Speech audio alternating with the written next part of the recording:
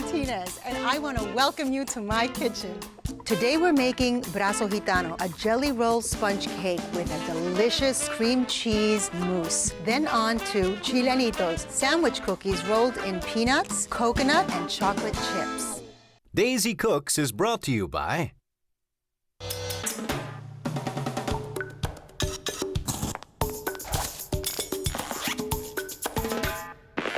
As Daisy says, eat great, feel great, look great. Marshall's. Brand names for less. and by All-Clad Metal Crafters. All-Clad is bonded construction. All-Clad is innovative design. All-Clad is professional equipment. All-Clad is a state of mind. And by Brillo with Oxy Action. For tough messes, Oxy microbubbles lift and dissolve grease and grime. Brillo, cleaning solutions for your home for over 90 years.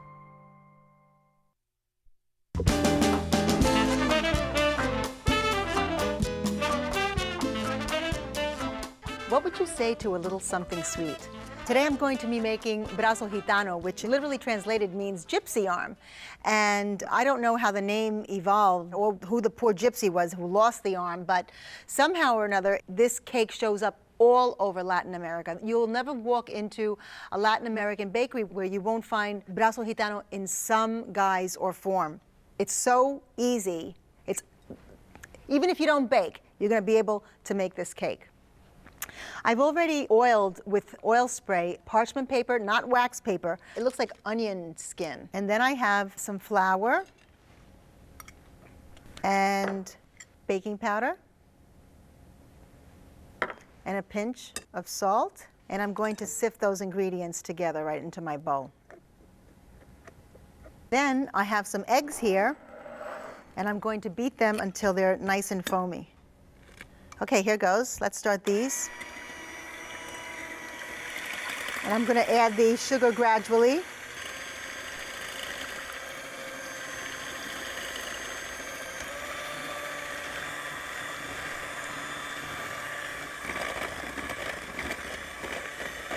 You want a very light, pale yellow color. And when you pick up the beaters, you want a ribbon to kind of follow it up, a little peak.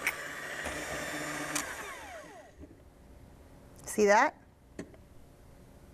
They're light and foamy, and they got that little ribbon thing happening. And I'm going to go ahead and incorporate the dry ingredients into the foam. And we're going to do that just picking up from the bottom and turning your bowl until we get all the flour in there. The reason why we do this is that we don't want to lose all that air that we beat into the sugar and the eggs. So you're just like lifting the batter and turning it over while turning the bowl. The great thing about brazo gitano is that it lends itself to just about any filling. While the traditional filling is fruit, you can go ahead and make chocolate mousse. There's really nothing that you can't do with it. Okay, I'm going to go ahead and spread it on my pan.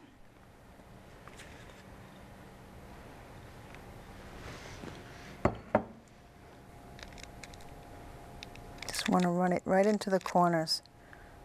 You can see all the air bubbles in your batter. This is just going to puff right up. All that air that we beat in and the eggs and the sugar and everything, we're going to put it in a 350 oven for between 14 to 16 minutes, and then we can make our filling. Okay, it's been about 15 minutes, and we're going to take a look at our cake. And it looks gorgeous, nice and golden brown. Beautiful, nice and fluffy and spongy, exactly what we want. Let's bring it over here.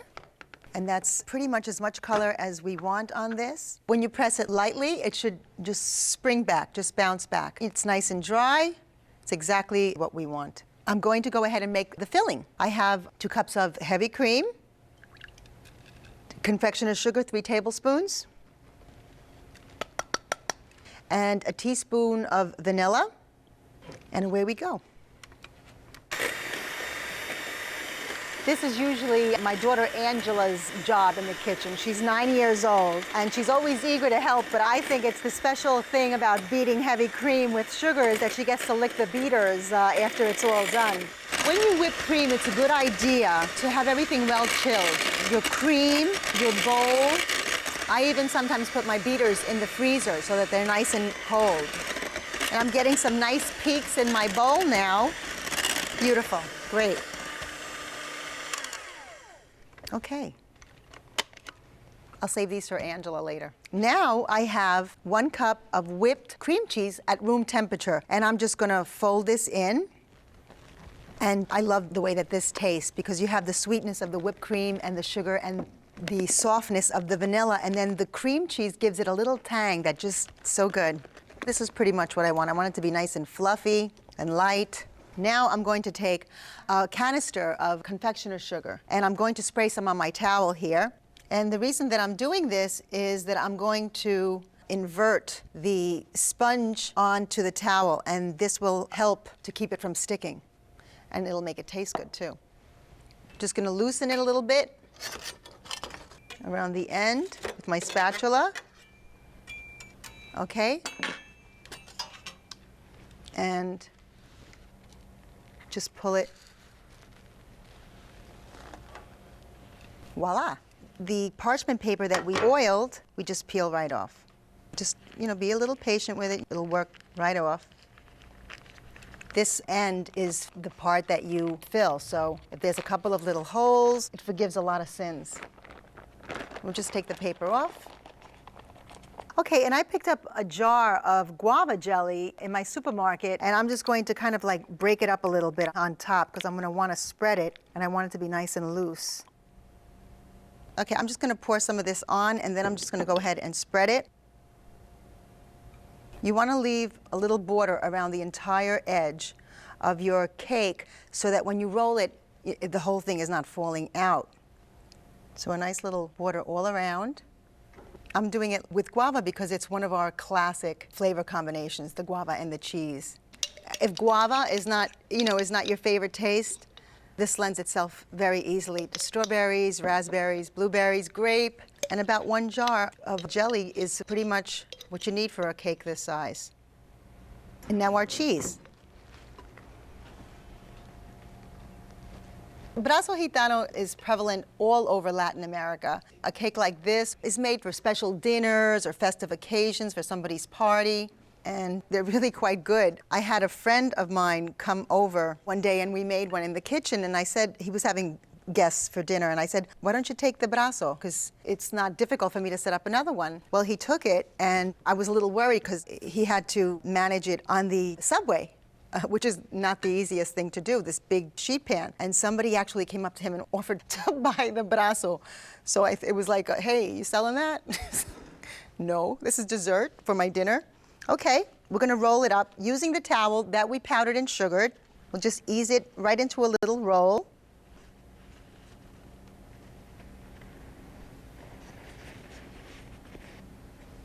How does that look? I think it looks kind of pretty. Okay, and I have a little platter here for my brazo, and we're just going to roll it right off. Ease the towel out, and my brazo's ready. Okay, I'm going to add a little more powdered sugar, and I'm going to set it in the refrigerator for maybe 2 hours, just so it has a chance to set up so it doesn't kind of fall apart when you cut it, and hopefully it won't disappear the second the kids get home from school. Dulce de leche is a delicious, creamy, caramel-flavored dessert or topping that we use all over Latin America. In my house, I make dulce de leche once a week. I keep it in a nice big container in the refrigerator. It lasts about 3 days. My kids will put it on their oatmeal, on their pancakes, on their cereal, on their bananas, their apples, their cheesecake. They'd put it on the dog if the dog would sit still for it. I have here some sweetened condensed milk, and once I show you how easy it is to make dulce de leche, you will keep a container of dulce de leche. It'll make the simplest dessert special. You could put it on your ice cream. You could dress waffles with it. So I've put 2 cans of sweetened condensed milk into the pie plate, and I'm covering it loosely with foil. And I'm going to take it over to the oven. And I have boiling water that I'm going to pour into my rack halfway up the side of the pan that I have the condensed milk in. I can leave that in there for 2 hours. And there we go. It's been 2 hours since we popped our dulce de leche in, and I want to see what it's looking like. Let me just bring this over to the burner. When you take this out of the oven, you want to be very careful because it's pretty hot. Wow, looks good.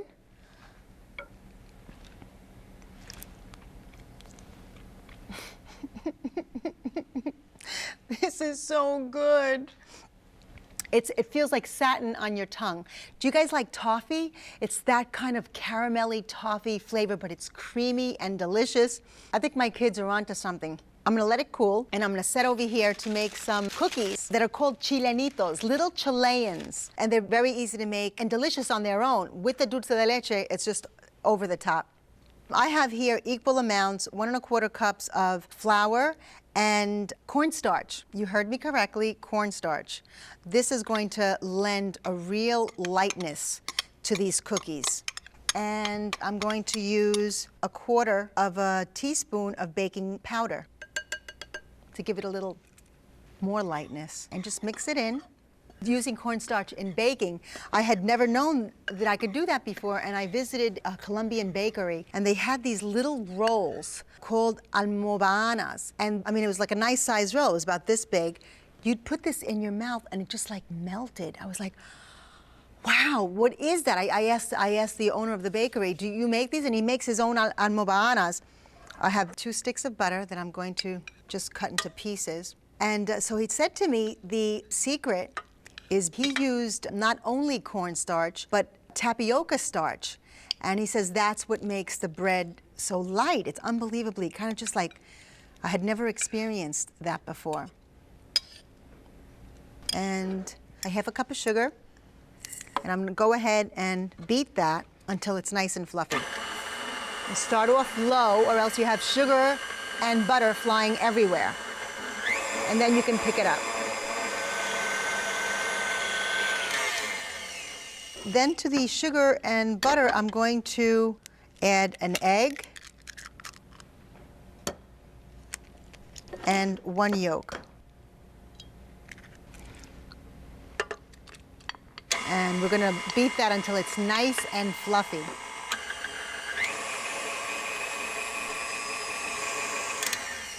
I wanna scrape the bowl, make sure that the beaters get all of the butter. Okay, let her rip. I'm gonna add a teaspoon of vanilla and 1 tablespoon of dark rum.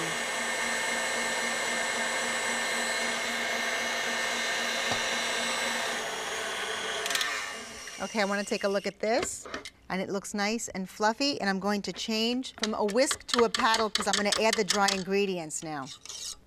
We're going to add about 90% of the dry ingredients, and the reason for this is you can add a little more or less flour until you get the consistency of the dough that you want.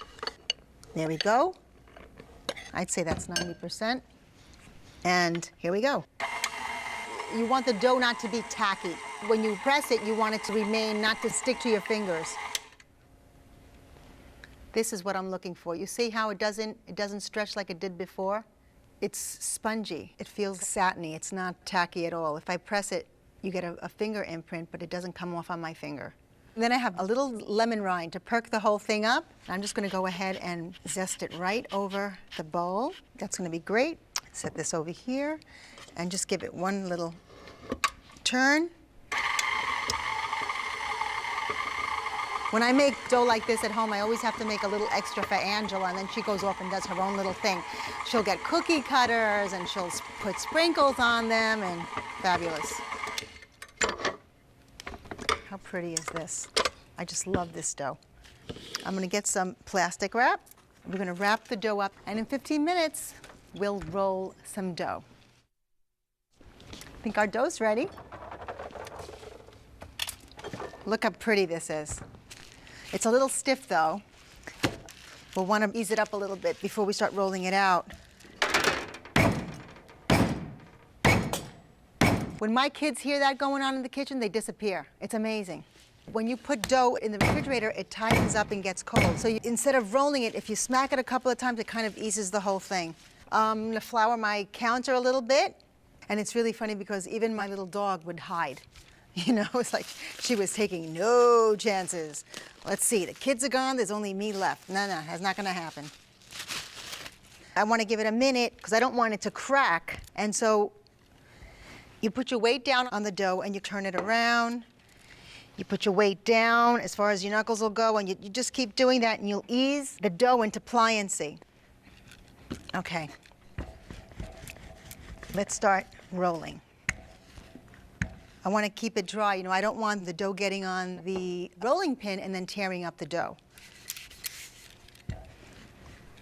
My son David came in one afternoon from school while I was beating up some dough in the kitchen. And he's 16, so he doesn't want me mutchering him, touching him. Like, you know, usually he'll walk in the house and say, "Hey, Ma, what's for dinner?" And he walked in the back door and I was just flailing this dough. And I looked up at him and he said, "Hi, Mommy, I love you." And it was like, he never calls me Mommy anymore, you know? I just had to crack up. It was like so adorable. So you want it about that thickness, I would say about 1/8 of an inch. And we're going to use a cookie cutter. I think, what is this, 2 inches? Works well for me. If you want to make like little chilenitos, you could do that too. And work with your dough. So for you moms and dads out there, the moral of the story is beat the dough, not your kids, and you got some great cookies out of the deal. Okay, 2, 4, 6, 8, 10, 12, 14. Oh, I may have extra. Okay. I have parchment paper on my baking sheet. I don't need to butter that because there's a ton of butter in the cookies. And these are the scraps usually that Angela is standing like right by me. "Mommy, can I have that dough?" She's got the cutest little voice. When she calls me on the phone, I save the voicemails. Then I go back and listen to them over and over just because she's so cute. Okay, let's get these cookies into the oven. I'm thinking about 13 minutes at 350 because I don't want a lot of color on them. I want a beautiful, pale, crisp cookie. That won't take long at all. We're going to pay some attention to that dulce de leche that's calling my name. We've taken it out of the oven, we've let it cool, and I'm ready to show it some love. I'm going to scrape this into the bowl because when you bake dulce de leche, you'll have some spots that are a little firmer than others. And I just find that if I put a whisk to it, it takes care of that just fine. Okay, so you really have to put your elbow and your shoulder into it, and you see it loosening right up. I'm gonna go ahead and take our cookies out of the oven, and we could start to make some chilenitos. Cookie time. Beautiful. That's exactly what I wanted. Wait till you taste these cookies. Fabulous. Let me just set these on this rack here to cool. And that kind of helps them just finish crisping off too. And you notice I didn't spray the pan and the cookies because they have so much butter in them, just slide right off the parchment. So we're gonna wait about 5 or 6 minutes for our cookies to cool, and then we're gonna make some delicious, ooey gooey dulce de leche sandwich cookies with a couple of garnishes that I have all ready for you. Our dulce de leche looks absolutely great, and what we're gonna do is we're gonna spread it on this nice, cool little cookie, enough so that I can squish it a little bit. So it's like a little sandwich cookie. And then over here, I made a variety of little edgings or garnishes, if you would. I have some toasted coconut here, and I have some chocolate chips that I've just pulsed in the processor, and I have salted peanuts. And all of these flavors are going to complement the dulce. I'm telling you, you can put this on a hot dog. No, not kidding, maybe not a hot dog, but just about everything else, and it would taste wonderful. And I'm just gonna roll the edges and set them on my plate. Peanuts and dulce de leche. Wow. Mr. Peanut, are you listening? You need to be calling Daisy right about now. Maybe we can work something out. Beautiful. And chocolate and dulce de leche. How fabulous is that? If your dulce de leche is still a little loose, set it in the refrigerator for a couple of minutes to tighten up, or After you've made the cookies, set them in the fridge for a couple of minutes. And it's not going to take that long. I went out to dinner with my friend Miguelina, my friend Lonnie, and we went out to dinner one night to this great place, and they had some kind of cake with dulce de leche on it, or like a custardy type thing. And I was like, I looked at Miguelina and I said, girl, you know, my husband is home waiting for me, and it's about 11 o'clock at night. I'm taking some of this dulce de leche home. So we called the waiter over and said, could we have an order of this dulce de leche to go? And he kind of like smiled, and I got the impression that it wasn't the first time there was some girl taking some dulce de leche home for her sweetheart. So that's it. These are our chilenitos, and I'm gonna go back and take our brazo gitano out of the fridge. Time for cake. Brazo gitano. Wow. That looks absolutely beautiful. It's fluffy, it's set up nice, it hasn't fallen down or squashed, but you know, I do have to do one thing to this. I need to trim the ends so that when I present it, it'll look nice and even and very fabulous. And you know, this is the best part about when you cook, is that you get these little trimmings. These are like just for the cook. And you'll want to use a serrated knife for this. It'll help so that the cake doesn't get squashed.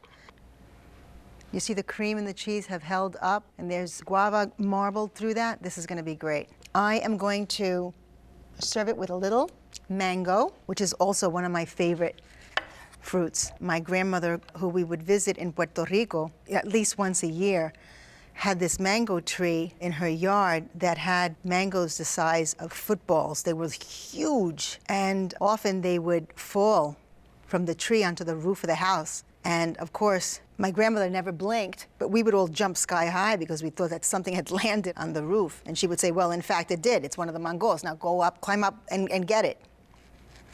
Beautiful. Just a couple of little pieces here. This is going to look so pretty. Okay, let's do this. Got a nice piece. And we're going to pick that up.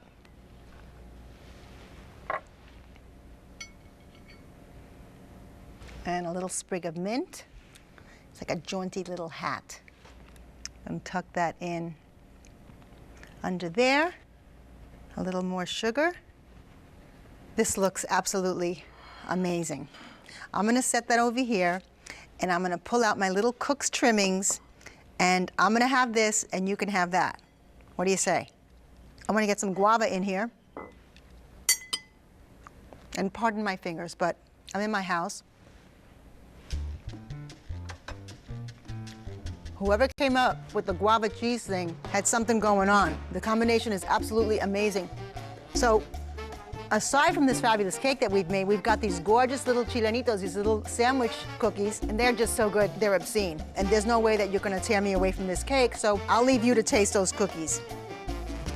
One more bite of cake, oh boy. And I'm not even a cake person. I love that.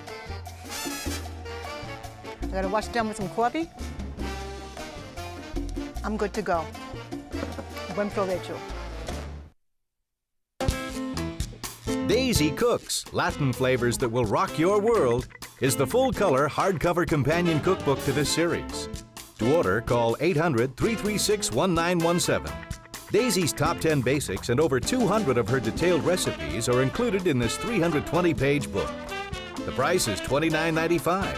You can order your copy of Daisy Cooks by calling the toll-free number, or order online at her website, daisycooks.com.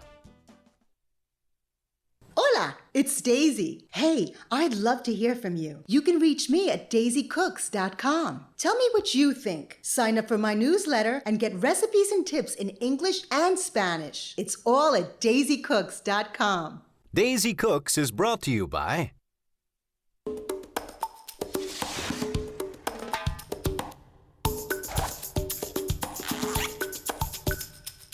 As Daisy says, eat great, feel great, look great. Marshalls. Brand names for less. and by All-Clad Metal Crafters. All-Clad is bonded construction. All-Clad is innovative design. All-Clad is professional equipment. All-Clad is a state of mind. And by Brillo with Oxy Action. For tough messes, Oxy microbubbles lift and dissolve grease and grime. Brillo, Cleaning solutions for your home for over 90 years.